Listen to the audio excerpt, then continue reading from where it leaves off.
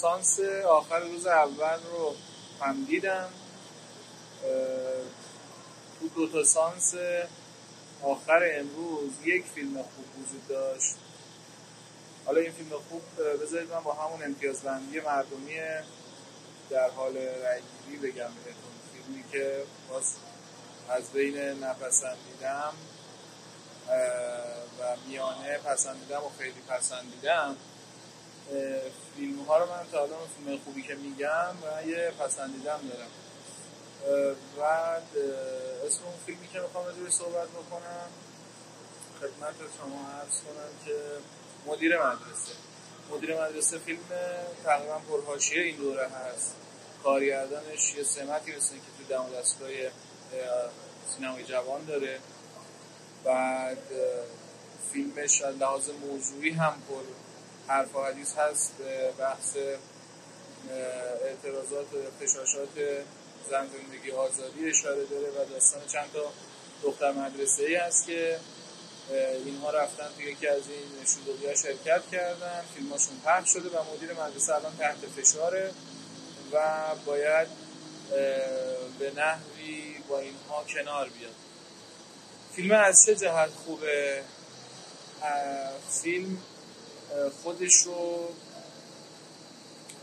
در طرف تماشاگر، حالا شعاری، در طرف مردم قرار داده. سوگیری خاصی نداره، یک انسان رو به نمایش میذاره و این انسان رفتارش برای مخاطب قابل قبوله. این رو دو دلیل میشه براش آورد. یکی استقبال تماشاگر داخل سالن بعد از تماشای فیلم که تا الان تو روز اول بیشترین تشویق رو از مخاطبینی گرفت که من حالا تو سالن هایی که من بودم و خب اکت این کاراکتر و اون تصمیمی که میگیره برای کمک به اون دانش آموزان و کنار اونها موندن و مقابل حراست آموزش پرورش وایسادن و اونها رو توجیه کردن که این دانش آموزها نباید برخورد سلبی 100% باشون بشه، اگر اشتباهی بوده اشتباه از بزرگتر اونهاست که حالا تو این قصه مدیر مدرسه است. خب ببینید این فیلم تا کجا خوب پیش میره، دوباره تا میانش. یعنی شروع فیلم خوبه، ما آشوب رو میبینیم، آشفتگی رو در این کاراکتر مدیر مدرسه میبینیم، میره جلو، یک برخورد جدی با اون سه دانش آموز میکنه و توی این نقطه از فیلم ما داریم به این فکر میکنیم که نگاه کن یک مدیر مدرسه حکومتی داره مثل همه اون سیستمی که خیلی ها بهش معترضن با این بچه ها برخورد میکنه، موی یکی رو میبره، تلاش رو در میاره، لباس یک کمی شاد و دخترونه رو از تن اینها میکنه و دقیقاً همین نقطه اوج متصل میشه به همون نقطه‌ای که مردم میشن طرفدار این آدم. یعنی اون نقطه‌ای که میتونه این کاراکتر رو تبدیل بکنه به یک ضد مردم در یک لحظه با یک مکس، وقتی که اون مدیر مو رو میبره و لباس رو در میاره و اون طلا رو از دست دختر در میاره، علنگو رو از دست اون دختر دیگه در میاره، یک لحظه به خودش میاد، اون قیچی رو نگاه میکنه و یه مکسی میکنه که اون مکس رو به نظرم همه فهمیدن، همه گرفتن که آقا این مکس نشون دهنده اینه که اون مدیر به دنبال سرکوب نبوده، به دنبال خفقان نبوده، دنبال تربیت بوده، اون بچه‌ها رو بچه‌های خودش میدونسته. از همینجا اون قسمتی که دیگه همراهی مدیر با بچه‌هاست پررنگ‌تر میشه، از حراست آموزش پرورش میان تا اون سه تا دختر رو با خودشون ببرن و این مدیر ایستادگی میکنه و میگه که آقا قرار کسی هم بره من هستم. و پلان آخر که اون سه تا دختر دارن نگاه میکنن به ماشینی که احتمالاً حالا ما چیزی نمیبینیم، مدیر سوار اون شده و داره مثلا با اون تیم حراست میره.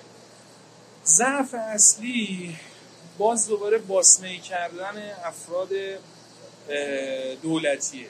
یعنی اون آدمایی که وارد میشن تا دختر رو پیدا بکنن دوباره کلیشه‌ای رفتار میکنن، شخصیت ندارن. بخوام یه مثال بهتون بزنم از یه دولتی که شخصیت کاراکتر رضا کیانیان توی آژانس شیشه‌ای اون دولتی هست که کاراکتر میشه. این دیگه ما کمتر از این جنس آدم توی فیلمامون میبینیم که واقعا یک ویژگی‌هایی داشته باشن که از خودشون باشه. نه الان از هر کی بگی که آقا یه دولتی خشن رو تعریف کن، همین کاراکتری که توی مدیر مدرسه دیدیم آماده میکنه و میذاره جلو. یه ضعف دیگه داره، در بندی‌ها به شدت داره شعار میده، بک‌گراند رهبری رو میذاره پشت مدیر، جلو روی مدیر تو فورگراندش عکس حاج قاسمو میذاره. من نمیپسندم، یعنی در این حد بله من مدارس رو متوجهم که این اتفاق میفته، ولی خب کارگردان رو در بندی‌هاش انتخاب میکنه که چی رو ما ببینیم چی رو ما نبینیم. یکی این ماجرا هست. همون شخصیت‌های بعد داستان اصطلاحاً یکیشون در شروع که یک زن هست میاد دو سه تا جمله میگه، بعد اصلا از بین میره، یعنی هیچ استفاده دیگه از این زن ما نداریم و اون شخصیت مرد خودش رو بیشتر بولد میکنه و بیشتر وارد چالش با مدیر مدرسه میشه. به نظرم باید وقتی همچین شخصیت قهرمان قوی قرار داد به عنوان مدیر مدرسه، اون آدم مقابلش رو هم یک شخصیت قوی قرار میداد که این هم باز از ضعف‌های دیگه این فیلم.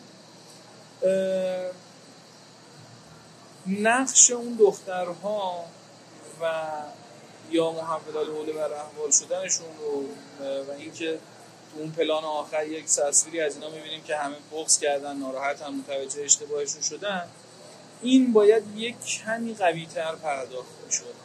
باید این دخترها در یک فرایند دراماتیک این تحولشون رو، شکل‌گیری تحول رو ما می‌دیدیم. صرفاً این گردن گرفتنه یک دانش آموز گردنکش مغرور امروزی رو متحول نمی‌کنه. ما خودمون از این آدم‌ها زیاد می‌بینیم دور و برمون. خب فیلم‌های دیگه هم بود که میشه راجبشون صحبت کرد از دریچه‌های و منظرهای دیگه، اما الان فعلا تو این بخش هم فیلم خوب مدیر مدرسه راجبش صحبت کردیم و نکته آخر اسمشو میذاشتی خانم محمدی، اسمشو میذاشتی مدیر مدرسه، یه جورایی گند زد به اون مدیر مدرسه جلال آل احمد بیچاره. خیلی مخلصیم، یا علی، شبتون بخیر تا شب دوم، خداحافظ.